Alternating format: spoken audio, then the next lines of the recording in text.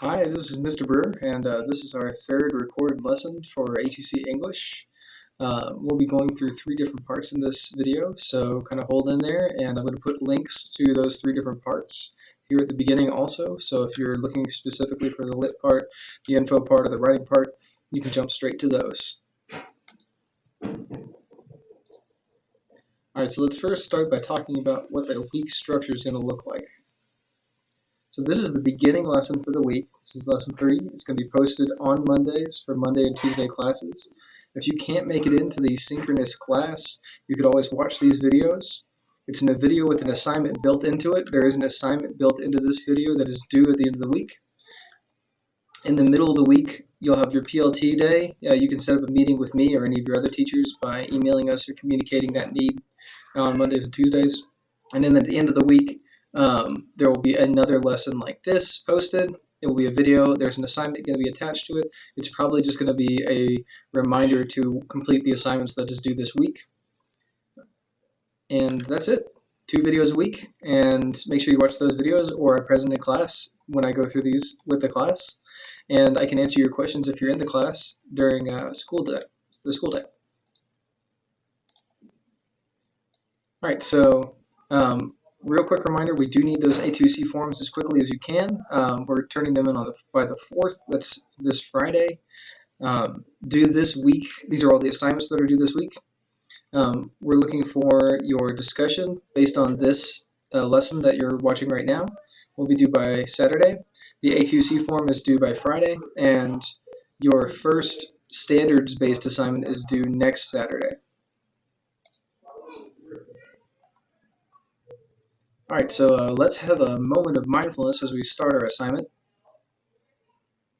Just take a minute to reflect on, these beautiful pools of water in what I imagine is Scandinavia or some other far north country with mountains, some place where potentially there were stories of dragons and quests and magic and all sorts of things.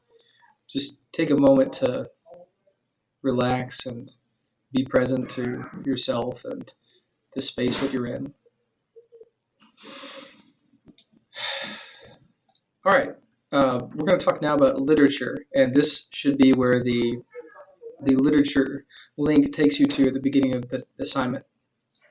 So we are talking about, I'm going to go back for a second, we're talking about The Great Gatsby, the American Dream, and themes in fiction today. So The Great Gatsby takes place during this time period called the Gilded Age. The Gilded Age was an era that occurred during the late 19th century, from the 1870s to about 1900. The Gilded Age was an era of rapid economic growth, especially in the northern United States and the western United States. That's from the all-knowing Wikipedia article on the Gilded Age. Now let me introduce you to something that was going on at the exact same time as the Gilded Age that Gatsby doesn't touch on.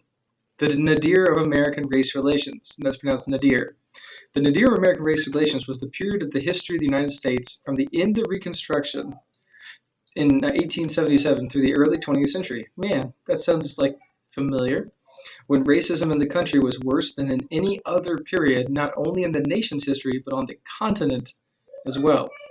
So during the Gilded Age, which Gatsby is all about, and we could talk about ad nauseum without ever mentioning the nadir of American race relations, this space of time when Jim Crow laws were passed and more violence against black Americans was perpetrated than in any time in American history, including during slavery, this was going on at the same time as the Gilded Age. So we're going to look at a couple of comparisons between how this time period is remembered, depending on whether or not you're looking at this time period through a predominantly white American lens or a predominantly black American lens.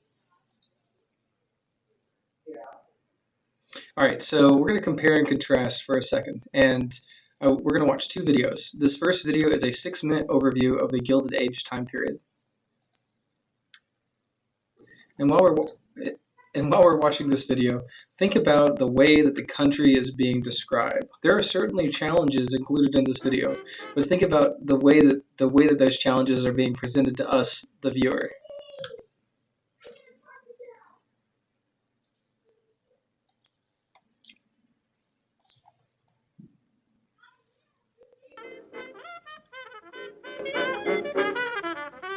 1920s was a period of great social, political, and economic change, especially in the US, and has come to be called the Roaring Twenties. By this time, more Americans were living in cities than on farms, and the nation's wealth more than doubled. This created a rise in consumerism. Many Americans bought the latest home appliances and clothing. People listened to the radio and went to movies. For many Americans, especially those in the cities, life was in full swing. With lots of money and lots of time, entertainment was in high demand. The film industry exploded. Hollywood was releasing over 800 films every year. Today, it's rare to have over 500. By the end of the 1920s, 75% of Americans went to the movies at least once a week. The first horror films ever made were released at this time, and the greats of silent comedy, including Buster Keaton and Charlie Chaplin, were shown across theaters. Entertainment also began to enter the household. Radios became a really popular product. Manufacturers were flooded with orders and demands for more radios. Between 1923 and 1930, 60% of American families bought radios. Families gathered around the radios for nighttime entertainment. The 20s were also a great time for music, and commonly known as the Jazz Age. Jazz big bands were all the rage, especially among the younger generation. People went to music halls and danced the Charleston, the Black Bottom, the Flea Hop, and the Cakewalk. The popularity of radios and phonographs made music accessible to everyone. Literary and visual arts were impacted as well, especially during a movement known as the Harlem Renaissance, which was focused on the arts in African American culture. This movement was closely tied to civil rights and brought out racial pride in the African American community. Famous poets like Langston Hughes and Zora Neale Hurston inspired and influenced many African American artists and authors, even today. There were many cultural changes as well, especially among the younger generation. Flappers were young women with bobbed hair and short skirts who drank, smoked, and were more sexually free compared to the more conservative previous generations. During the 1920s, new advancements were also made in transportation and infrastructure. One of the most important consumer products was the automobile. Henry Ford had made the first affordable automobile, named the Model T, back in 1908. By 1924, over 10 million Model Ts had been produced. People could now live further away from their jobs and easily commute to work, thus creating suburbs. Political changes were also made at the time. Prohibition was a nationwide constitutional ban on the production, importation, transportation, and sale of alcoholic beverages, which remained in place from 1920 to 1933. This resulted in the creation of speakeasies and gangs that illegally sold alcohol. During the Prohibition, crime rates increased by 24% in 30 major cities. So now this raises the question, what caused the Roaring Twenties? Well, during World War I, the U.S. manufactured and sold a lot of weapons to the Allies. Around $17 billion was made by the weapon industries in the U.S. Annual incomes went from $580 in 1914 to more than $1,300 by the end of the decade. World War I dramatically changed the domestic economy, which set the stage for the prosperity of the 1920s. The main short-term effect of the Roaring Twenties was the stock market crash of 1929. There was an increase in bank credit and loans. These allowed people to buy things without having the money for it, and this doubled the consumer debt. The stock market kept rising during the 20s, and investors became overconfident and optimistic. Eventually, confidence fell, and investors all rushed to sell, since they were all heavily in debt. The crash marked the beginning of the Great Depression, the largest economic recession in U.S. history, which lasted 10 years. The Roaring Twenties had a lasting impact on the modern world. Lots of inventions from the time are still in use today, like the traffic light, pop-up toaster, and especially penicillin. The most important thing, though, was the increasing use of the assembly line, popularized by Henry Ford. This allowed for the mass production of anything, and this process is widely used in factories around the world today. The Roaring Twenties was similar to the European Renaissance and also the Enlightenment. They were all cultural revolutions which challenged past ideas or customs. Flappers defied the normal ways of being a woman. The Harlem Renaissance revolutionized African American arts. Jazz challenged the structure of older music with different chords, rhythms, and instrumentation. But why does this matter? Why should this be taught to ninth graders? Well, clearly, the 1920s was extremely influential to modern culture in the US. It was a time when movies, music, art, and pop culture flourished. Women and African Americans began to express themselves more freely, and most importantly, everyone had a great time.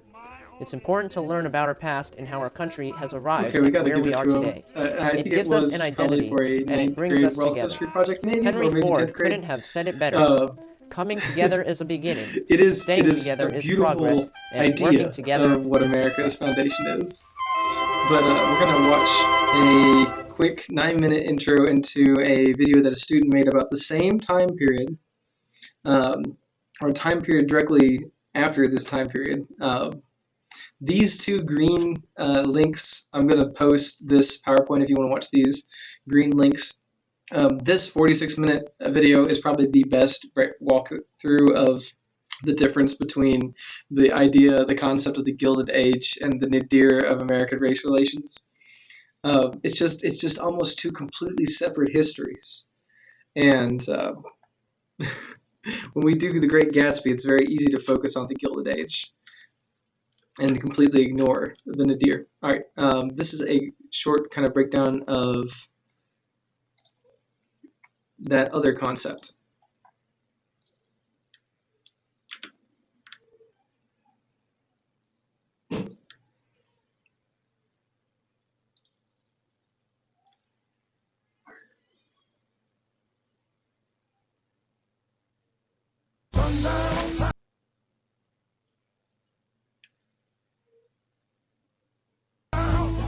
Sundown town, don't let it get you bloody when the sun goes down. There won't be no one else around. 30 years after the Civil War came a period Rayford Logan called the nadir of American race relations, in which blacks were segregated once again and were put back into second-class citizenship. Often towns kept blacks out. James Lowen describes it this way. The sundown town is a town that for decades was, and some of them still are, all white on purpose. They get their name from the fact that some of them, including at least 2 towns in Ohio, had signs saying something like, quote, "Nigger, don't let the sun go down on you in Waverly," unquote, which was a town in Ohio that I believe had such a sign. Many towns didn't have signs, and furthermore, the term sundown town is not used east of Ohio. It's used from very much. It's used from Ohio to Oregon. It is used somewhat in Maryland and somewhat down in the south, but it's mostly a term used in the Midwest and in the far west and mountains and the plains. But there's many sundown towns in the east. They just don't use the term. They still were all white on purpose. We set out to discover whether Chippewa Township and Cuyahoga Falls, Ohio were sundown towns. In 1880 in Chippewa, during the nadir of race relations, 122 black and biracial, then called mulatto men, suddenly appeared on the town census. By the 1900 census, the township was again 100% white. Where did these men come from, and why did they leave? To find out, we searched local history books, interviewed local historians, and searched dozens of newspapers from that time period. In Chippewa, in 1880, there was a coal mine strike where miners wanted more money from their employer, Erastus Loomis. So Loomis decided to bring black strikebreakers from Virginia to his Silver Creek mines in Chippewa and Wadsworth. They were brought in on freight cars. A local history book said the Chippewa mine was called the Nigger Mine from then on. A local map of the 1950s shows it as the Niger Mine. Loomis hired carpenters to make a stockade to keep the blacks safe. The white miners were upset and talked about driving the blacks out of the mine. 500 men stoned the barricade around the mines and injured one of the constables. The New York Times described it this way on May 9th. Columbus, Ohio, May 9th. Governor Foster remained in his office nearly all last night to be in readiness to order more troops to the Silver Creek coal mines in Wayne County if necessary. While arrangements have been made for militia reinforcements to proceed to Wayne County in case they are needed, it is thought that there are 2 companies now on duty at the mines will be sufficient to prevent riot or bloodshed. 80 soldiers were stationed at the mine for 6 weeks to protect the miners. There is no record that any further violence occurred. Local historians simply say that they eventually drifted back to the south, and a few moved to nearby Wadsworth. We traced several of the families to a neighborhood in Wadsworth that they founded a Baptist church. What happened to the rest of the strikebreakers? Why did every single one of them leave town? Were they run out, or did they leave on their own? A local historian claims that he has spoken to families in town whose ancestors were in the Ku Klux Klan. Could that have been the problem? Local history books, not surprisingly, don't mention anything about the KKK. It might have just been that they were not welcome because they were strikebreakers, but Loomis had also hired strikebreakers for his men in Wadsworth, where some did end up settling. Was Chippewa Township a sundown town, or was it not? We don't know. There is some evidence that it may have been, especially since it has remained white, 0.4% blacks out of nearly 10,000 people at the last census. But there is no documented evidence that proves it. Sometimes the opposition to African Americans was because they were brought in as strikebreakers, especially in coal mines. Once in a while as strikebreakers in some other kind of industrial company. And that makes sense. I mean, I'd be against them too if I were a white worker and suddenly this group is brought in, I'm on strike, a perfectly probably legitimate strike against my employer who's not paying me as much as he should or as much as he said he would, and then they hire these other folks and pay them less. That makes sense. But what unfortunately usually happened was that the racism overlay it so thoroughly that, like in Payne, Illinois, when they drove out the strikebreakers, they drove out the entire black community, not just the strikebreakers. And Payne then became a sundown town for the next 100 years. Next, we investigated Cuyahoga Falls, Ohio. This suburb of Akron has been known to many as Caucasian Falls. In the 1960s, it was not uncommon for real estate agents to participate in keeping neighborhoods segregated. Martin Luther King spoke about this practice happening in Chicago during the Civil Rights Movement. We sent Negroes in large numbers to the real estate offices in Gage Park. Every time Negroes went in, the real estate agent said, "Oh, I'm sorry, we don't have anything listed." Now you can find something somewhere else, and it was always back in the ghetto, but they didn't have anything. And then soon after that, we sent some of our fine white staff members into those same real estate offices, and the minute the white persons got in, they opened the book. "Oh yes, well, we have several things. Now, what exactly do you want?" The Akron Fair housing case of 1965 was one such case where realtors didn't sell a house to black people. Tom Powell was a University of Akron professor selling his house in Cuyahoga Falls. He was approached by the NAACP to work with local civic leaders seeking access to housing without regard to prospective buyers' race. They wanted him and his wife to attempt to sell their house to any qualified buyer regardless of race. Powell recalls, "The proposal has to be discussed with Ann, of course, especially because of the risks. Henry Anderson from the NAACP comes to our house that evening and briefs us frankly about the possible dangers. He points out, for example, that the draperies of our big living room window will need to be kept drawn at some point because of possible attacks. We readily agree to do as he asks, hardly imagining that Ann will soon be keeping a loaded handgun on the lunch counter when I am at work." Powell interviewed 4 different realtors. They all refused to sell the house to blacks, even though the market was poor because of building. They said, "As realtors, we can't sell to coloreds. If I did it, I would have to sell real estate elsewhere. I would rather die than sell it to colored." Another realtor said that the leading agencies would make selling to an African American expensive. Redlining was one way of keeping neighborhoods segregated. Eventually, the Powells would meet with W. Frank Peterson, president of the Akron Area Board of Realtors. Powell explained, He describes all the pressures to which he, as president of the area board, is subjected. About a week later, on March 4th, he reluctantly signed the contract. St. Germain Realty's ads appears on March 9th.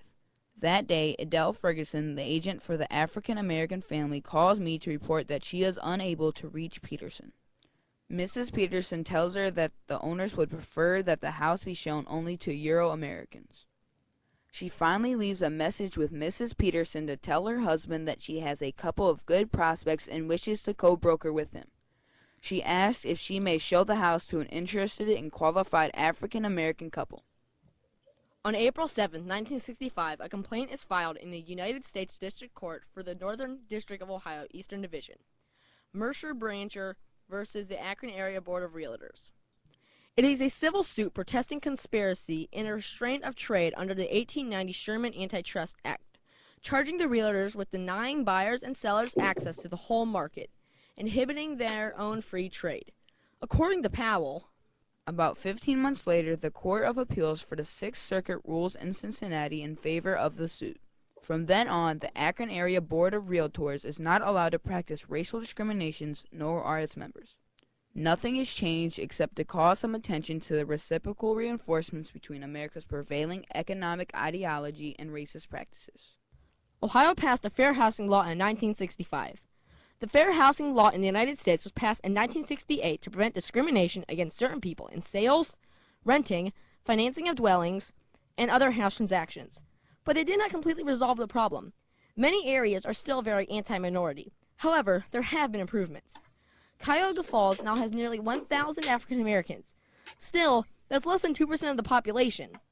Dr. Lowen thinks that more. So that's a bit of a different America than the one we just heard from, with the student talking about the Gilded Age. So it's important to remember that this Gilded Age period between the 1870s and the 1920s is at the exact same time as the worst racial violence in American history. So while Gatsby is going on, while this meteoric rise of this character happens, it's in the same space where America is on fire with this absolute racial violence that is just rocking the entire country, in the North and the South. And the concept of sundown towns is particularly fascinating because it's a specifically northern form of racism, as Jim Crow was passed.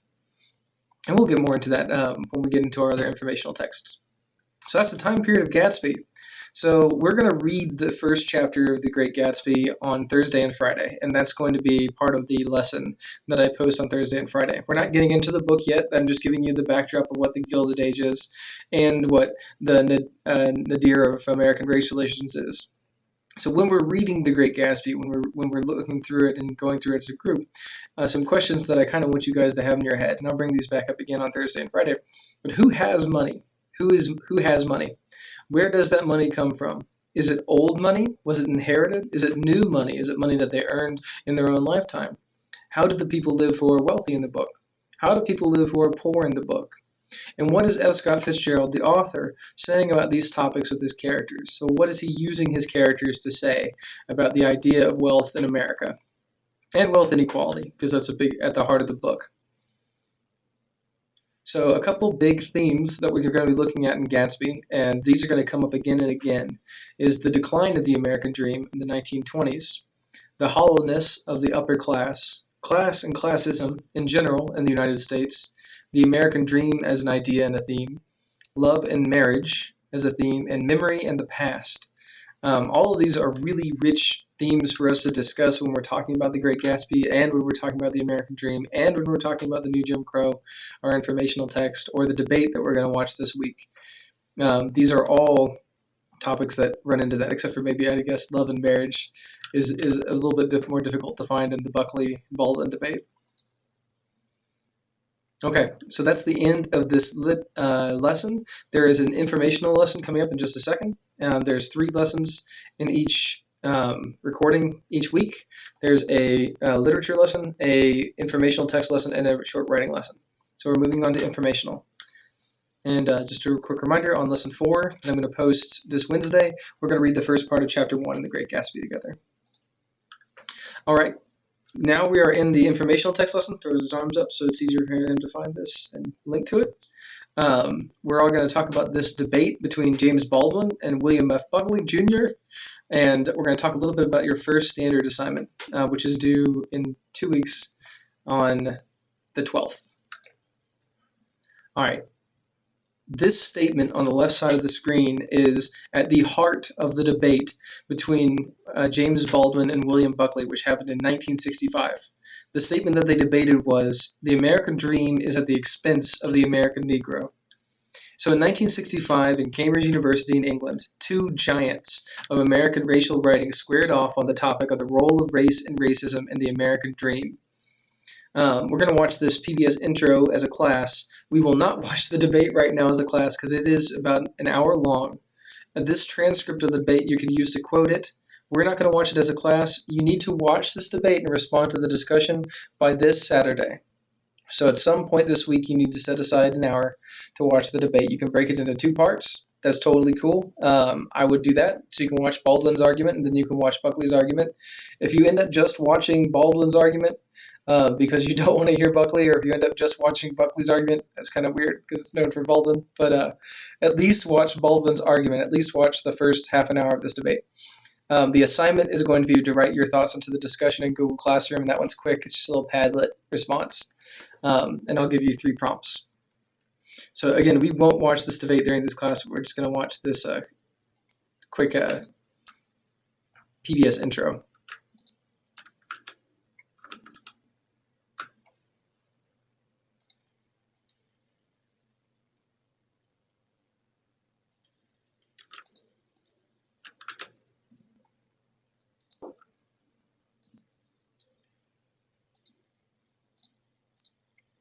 There it is.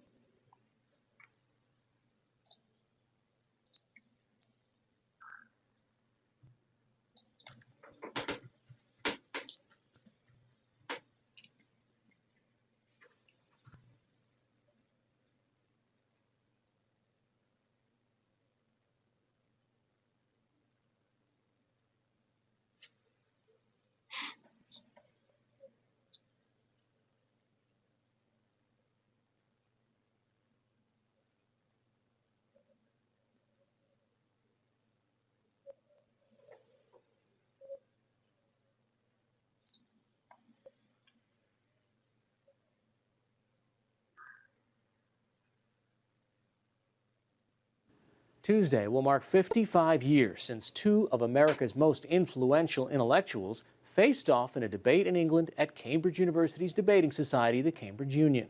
It was a debate about race, one that still fascinates and resonates today and is the subject of a new book.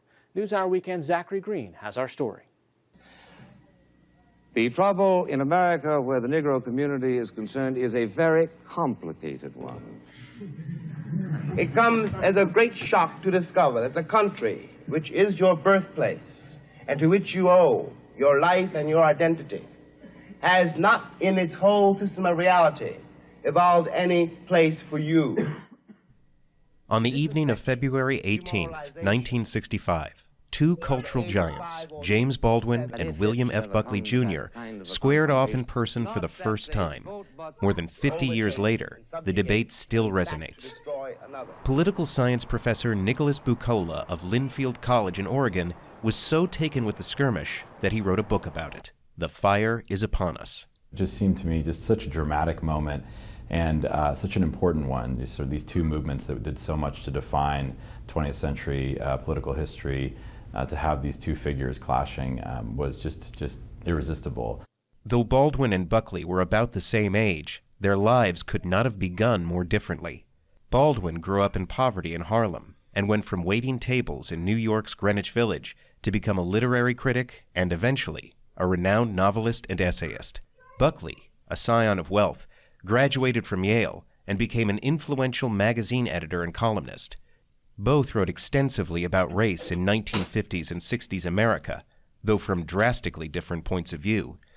Buckley made his position clear in a 1957 National Review piece called "Why the South Must Prevail," in which he contended that white Southerners are entitled to, quote, take such measures as are necessary to prevail politically and culturally over black citizens.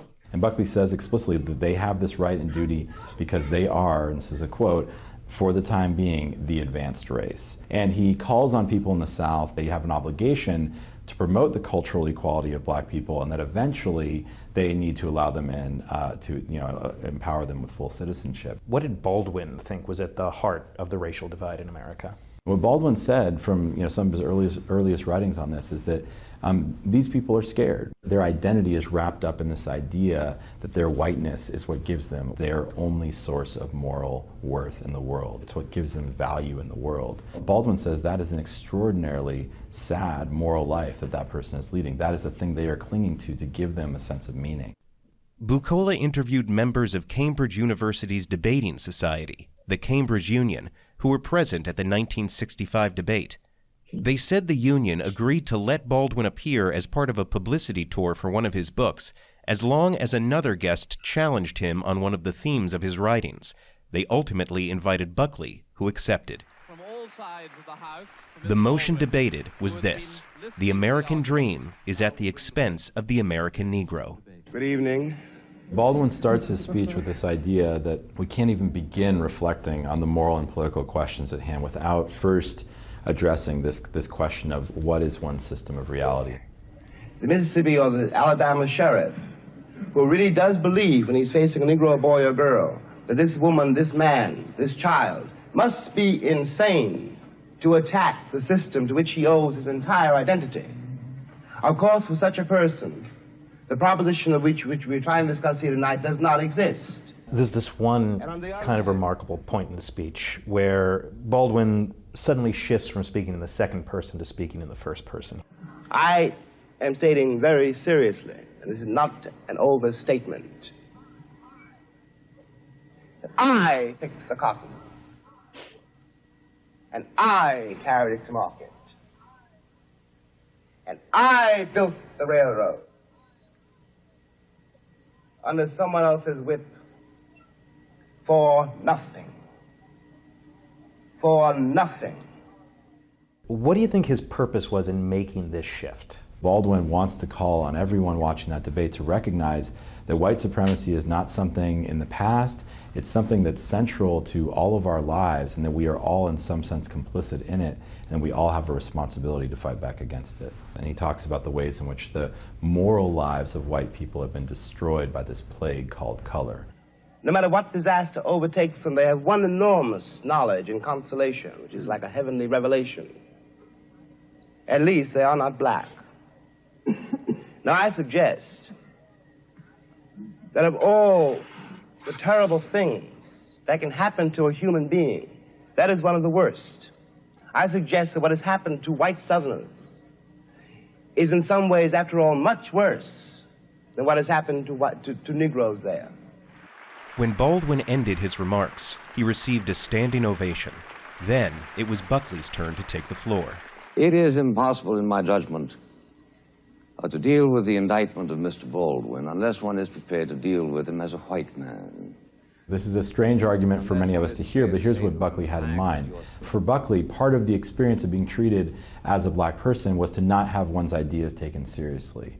And so Buckley's argument was that I will treat Baldwin as a white man.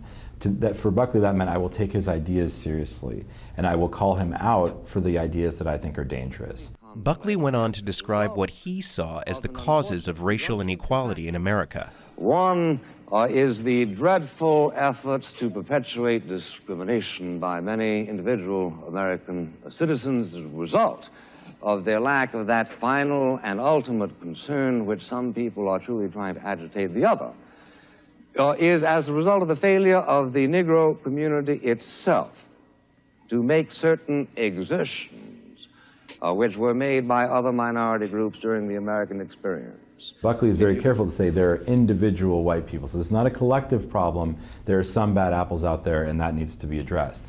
But then he says really the central problem is that African Americans aren't taking advantage of the opportunities that are available to them.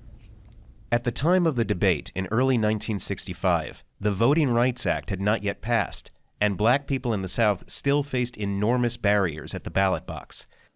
At one point during Buckley's remarks, an American audience member interjected. One thing you might do, Mr. Buckley, is let them vote in Mississippi. I think actually what is wrong in Mississippi, sir, is not that not enough Negroes are voting, but that too many white people are voting. The audience laughs, but Buckley is deadly serious about this. He's still supporting disenfranchisement of black people, but he's saying I'll also disenfranchise some white people and leave only a white elite to control the situation in the South. And he's using things like this idea of colorblind constitutionalism as a way to kind of hollow out the accomplishments of the civil rights movement. At the end of the debate, a vote was taken to determine the winner. Baldwin received 544 votes. Buckley, just 164. But Buckley was far from discouraged. He says, I am so proud of my performance that night because I did not give them one inch. That really captures his creed in a very short slogan, right? In Bucola's final analysis, All right. the divide between So we're talking Baldwin and about two Buckley Americas, is reflective and of the these are political the two divide Americas that facing still exist Americans today. even today. To be a I would patriot really for like you Buckley guys to meant watch the standing debate up between now and the for the weekend. The institutions debate and will be linked ideas on that you Google take to Classroom be on the central assignment to the to American discuss the political debate. experiment. I have a And transcript he as well. viewed You can his watch it role or throughout read his it. life If you don't as want to watch it, being you can somebody always who read would it. be a guardian of It's those like ideals against 10, ideas 11 and pages long. institutions and groups that he thought If you were read threatening it, to those if you watch ideals. it, it is about 50 Baldwin minutes says long. that patriotism I requires really am looking forward to constant using this criticism, debate a as a constant reflection on the cornerstone ways in of our which we're discussion falling of the short of American our dream ideals. today in the United And States. to love one's I country think that what we're means that seeing in we have to do 2020 that is together. It's the really foundation Buckley's of America morally and how we Baldwin's how we ought America to behave, how we ought to again. live together, And it's I the think foundation that politically of what we need to do as a can country use to Buckley move and closer Baldwin to have a justice. conversation in our class about the American dream that is valuable and meaningful.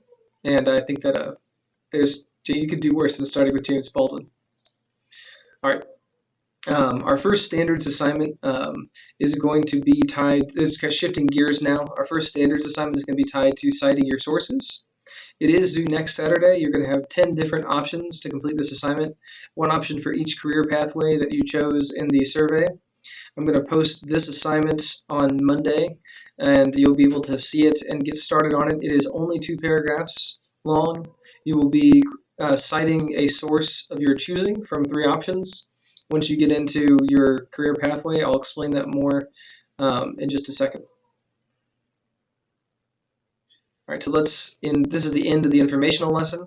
So we're not going to do the Kamala Harris Mike Pence thing because their speeches were good, but they just aren't the same level. So on Wednesday, I'm going to post a little bit more on the debate between Baldwin and Buckley, and we'll spend most of the time Wednesday reading Gatsby and getting into that book. All right, so this is the point. We're moving into the last part of this lesson. These lessons, again, will usually run for between 30 and 45 minutes. This one's going to be closer to the 45-minute mark, I think. Thank you for sticking with me.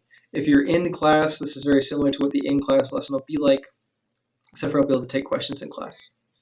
If you take a picture of that, you can go to the form to get started on that standards assignment and choose your path. So let's look at the 10 different ways that you can tackle this assignment. All right, so when you go to the assignment, you're going to get a form template like this. Or you're going to get a form like this. You shouldn't say template because it is the final version.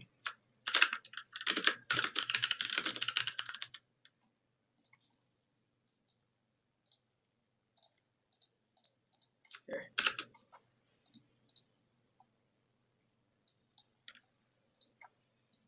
There we go. This is what it should look like. Standards assignment number 1, citing sources. So for this assignment, you'll be writing 2 paragraphs, a 2-paragraph summary of one of the articles attached to your chosen career, interest, or path. So to start this assignment, you're going to scroll down past this. This is kind of a helper. And you're going to choose which path you are interested in pursuing when you're in this class. Now, this assignment doesn't have a ton of do-it-yourself or you designing your assessment. This is just to kind of get you used to the idea of choosing your career path. So if you're interested in sports and medicine, you'll click on the fittest and then hit next. And it'll take you to specifically sports and medicine readings to use for this assignment. If you're interested in gaming and game design, you'll click on the gamer. And it'll take you to 3 different articles that you could use. Use one of those articles for this assignment. So for this assignment, you'll be writing a 2-paragraph summary of one of the articles that you have in your career path, and you're going to include 2 quotes from the article. I have this that you can copy and paste to use, and I'm also going to post this for you to be able to use on the website. Now this looks really complicated, but this is the entire assignment color-coded. So if you bear with me for just a minute, I'm going to walk you through how to use this screen to complete this assignment. So while you're reading your article that you end up choosing, if you just fill these out, these 9 things, you're basically done because you can plug them into this template on the right side. So you save the title of your article, your main article topic, what's it writing about. Give me the first point or argument in the article that the author makes or the person being interviewed makes. Most of these are interviews, so you can get good quotes. The second point or argument, the third point or argument, and then pull 3 interesting quotes. You will only need 2 for this assignment, but you can pull the third, won't hurt you. And then grab the author's last name and the year it was published, which should be on the slide or on the page of the assignment. Sorry, on the page of the article. After you got all that information, you can plug it in over here. And I'm going to post this also in the Google Classroom assignment for this standards assignment, which is due in 2 weeks. So you have 2 weeks for 2 paragraphs. It's a kind assignment. It's not a big one. So in the article, insert title here, the subject of take this article topic and put it where this green is over here. It's explored by the author when they talk about first point, take your first point, drop it here. Second point, take your second point, drop it here. And third point, take your third point, drop it here. When the author discusses first point, take your first point, drop it over here. They mention interesting quote, number 1 goes here. So you take your interesting quote and you drop it over here. So really you're just collecting all your information on the left side, okay? And then you're taking it and plugging it into the assignment on the right side. Now some of these things aren't pre-plugged. This is a great example of insert topic here because you'll have to explain wherever it's underlined and there's no color. So where it's underlined and there's no color, you will have to do a little bit of writing and a little bit of thinking there. But mostly this is a plug and chug assignment. Mostly this is a fill in the blanks style assignment where you're just practicing collecting resources and plugging them into a structure. Now this is the most basic and simplified version of this assignment with a lot of hand holding on my part with these colors and this kind of color coded thing. I'll be able to walk you through it in the classroom during class time as well if you want some more assistance. So this is the tool that you're going to be using if you don't want to just freehand 2 paragraphs with 2 quotes. You can absolutely do that. If you don't like this because it looks too busy and it looks too complicated, 4 sentences in a paragraph, make sure one of those sentences is a quote, and then at the end of each paragraph with a quote in it, make sure that you have the author's last name and the year of publication cited. That's it. So you don't have to use all this. If you're comfortable just writing 2 paragraphs and including quotes, that's fine. If you've struggled to write paragraphs or if you struggled to incorporate quotations into your paragraphs, this tool is for you, and it will make it so that you can kind of plug in information from your chosen articles that I hope you are interested in because they're aligned to those 10 paths, and get it into the paragraph form that I need to give you the grade that you want. So more on that in class. You can always go back and rewind this video if you need me to explain it again. And if you need me to explain it differently, please don't hesitate to drop a question into Google Classroom on the assignment. That is the end of lesson 3. I came in right under 45 minutes. This is some kind of amazing thing that just happened. Things that you need to do this week. I need you to watch this lesson. Congrats, you just did it. I need you to watch the debate from Baldwin and Buckley. There is a discussion that will be posted in Google Classroom that I need you to complete. That's just 1 post on the discussion. I need you to complete your A2C forms and make sure that you get those back to me before Friday, or by the end of the day Friday, or by midnight on Friday. That's all fine, just Friday. I need those A2C forms. And then due next week, by the end of the week, is that first standards assignment, that 2-paragraph standard assignment, where you are citing a source that aligns to your personal career path or interests. I think that's all I got. Yep. Well, I hope you guys have a good evening, and I'm looking forward to seeing you on Monday and Tuesday. Have a good afternoon, and later.